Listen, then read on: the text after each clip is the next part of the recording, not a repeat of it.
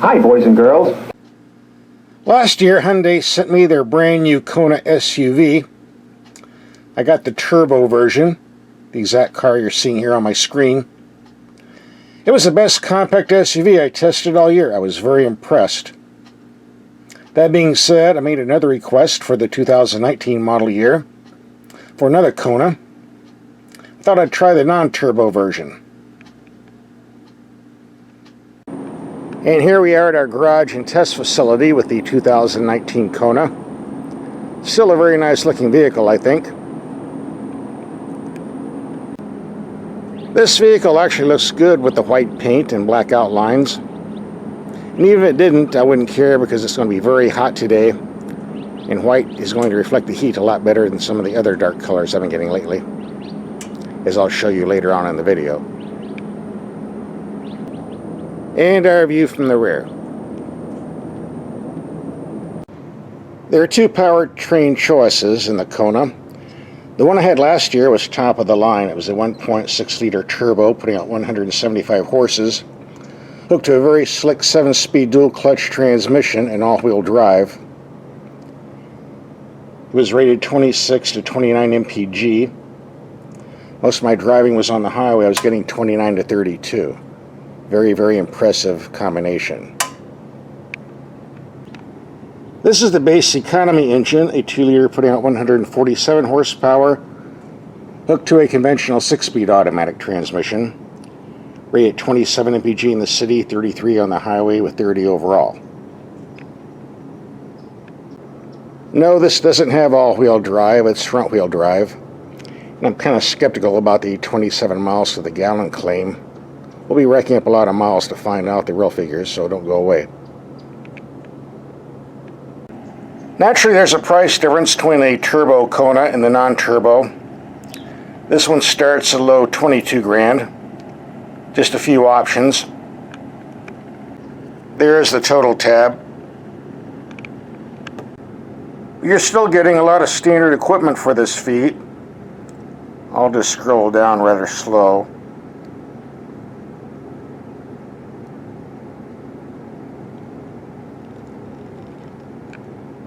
I still think it's tacky for a manufacturer to charge us extra for floor mats. Seems to be a trend nowadays. It would appear the actual headlights must be down here. As we do in all my videos, we'll take them out in the dark and test them, and we'll do that right now. It's dark enough, I'll take these headlights out and see what they do, and yes, I guess the headlight is on the bottom. Here we have the headlights, low beam, building 100 feet away, bright enough. This isn't my usual spot, but the other spot's blocked, so I'll have to make do with this one. High beam, nice pattern.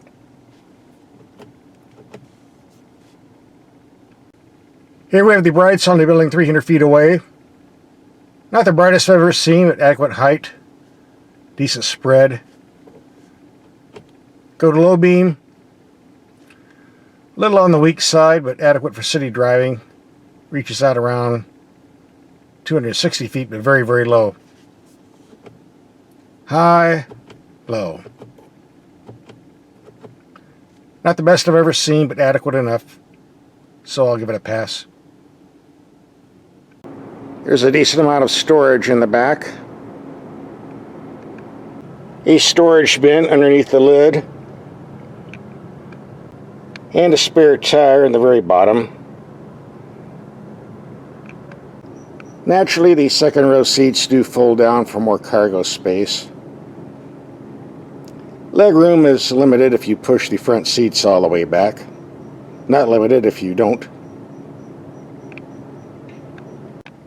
Decent storage room in the glove box. What's this? You don't say. One complaint I have right off the start, we have the infamous dirt shelf I complain about in many of my videos. Look at all that nasty stuff on there, which will get on your pants if you're not careful. Good idea to keep a rag handy and keep this clean in bad weather.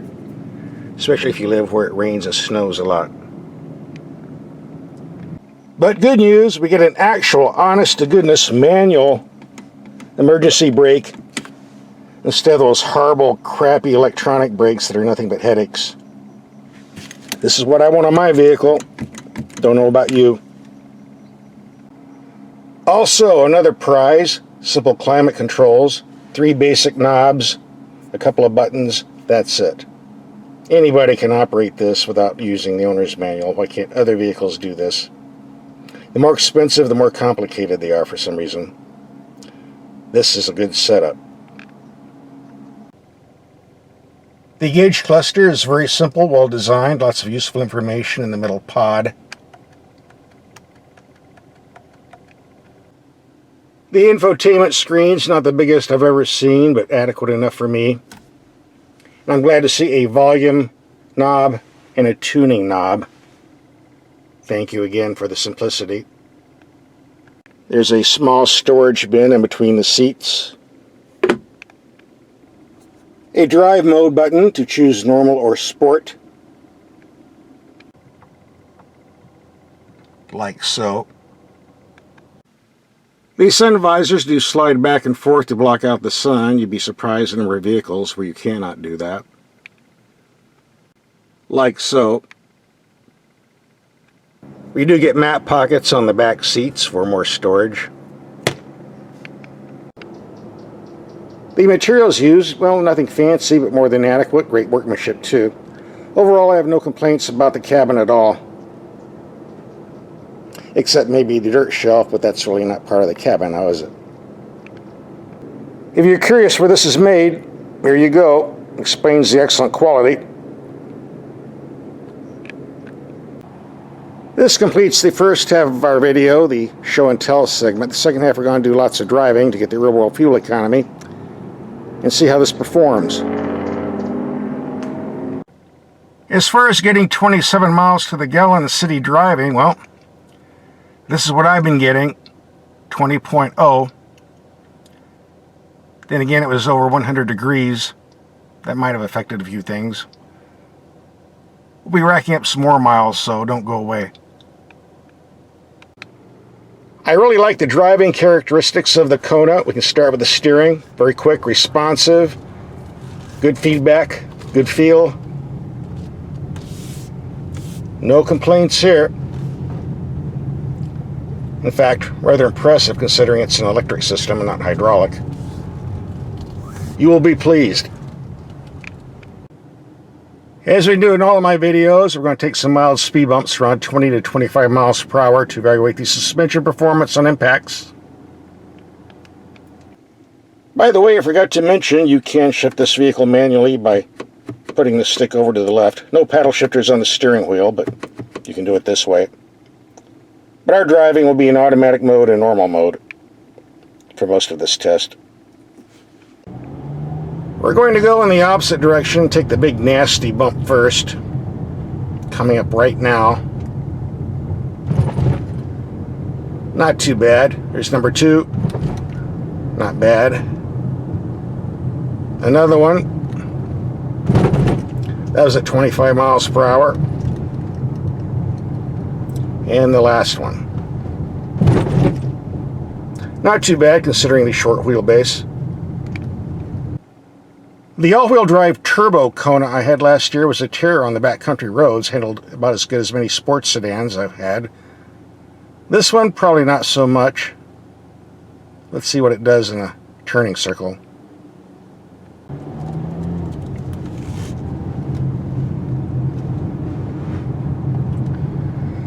A bit of body lean. Nothing serious. Let's see if we can spin it out.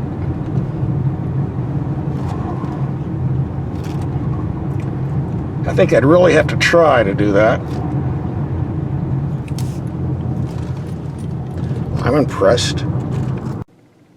And again, the turbo Kona with the 7-speed dual clutch automatic was pretty quick. This one's adequate enough. I got it in sport mode. Takes a while to get running.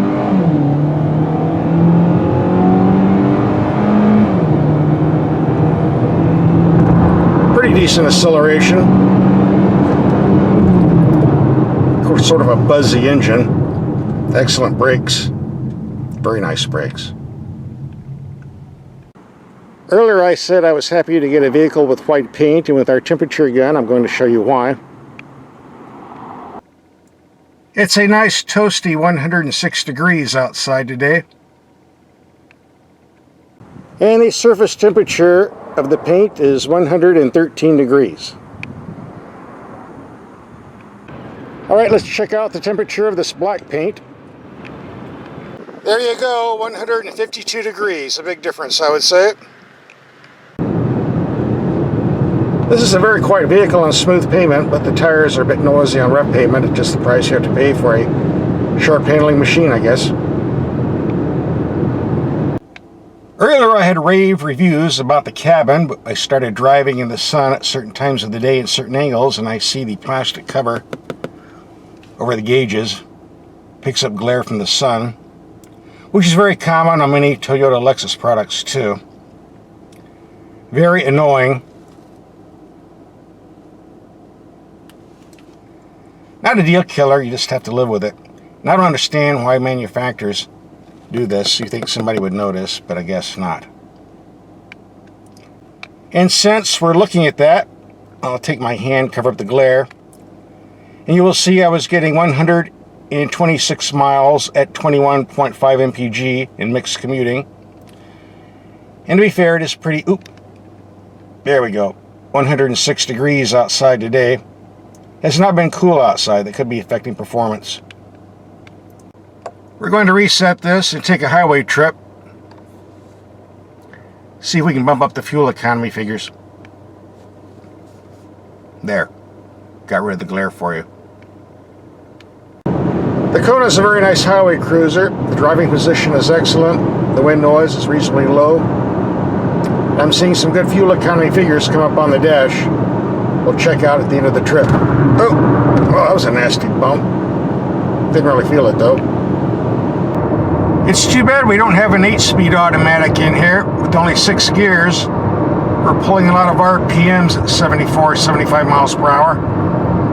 With an 8-speed, we'd be down to around 1800 RPM. Makes me wonder what our fuel economy is going to be like. We're going to find out real quick. That's the end of our journey. Let's pull over and read the odometer and our fuel economy. Well, there you go. Numbers don't lie. 33.7. This is at 75 miles per hour minimum. Lots of passing. I was not driving for fuel economy. I'm very impressed. This makes up for the 20 to 21 mpg I was getting in mixed city driving, which I didn't think was very good, but again, it's pretty hot outside. I'm going to rack up some more miles, and here's a guy who really likes to pack a load. Aerodynamic efficiency. Where's he from? Sonora, Mexico. What a surprise. Probably has a dozen relatives packed in that suitcase on the roof. Oh, did I say that? I'm going to get some hate mail on that. I think it's funny. I don't care who you are. Well, that little jaunt was around 60 miles, 33.7 mpg. Ooh, hot outside, 109. Still getting good figures. I'm not complaining. I just took a 50-mile night trip, averaging around 60 to 65 miles per hour. I'm curious to see what our fuel economy will be going that slow. This is our last fuel economy test, by the way. As you can see, this is a very popular truck stop. Explains all the hookers over there in the corner. In the meantime, getting back to fuel economy, our 51-mile trip, around 60 to 65 miles per hour, 36.4. Can be done. So, question of the day, can the Kona be taken off-road? Obviously it can, that's how we got out here. course, it works better if you have the all-wheel drive version, not the front-wheel drive like this, but it did pretty good anyway. No complaints. Just keep in mind this is more of a car than a truck, so as long as you're doing light-duty chores, you won't have an issue. We've already racked up about 500 miles on this test vehicle. Good chance we might have 600 on it by this evening. And then the factory's going to come pick it up and take it home. Too bad, because I really like this Kona. It's fun to drive. All that desert four-wheeling got my little Kona dirty. Time to give it a bath. Scrub it up dub. Kona in the tub. My Korean submarine.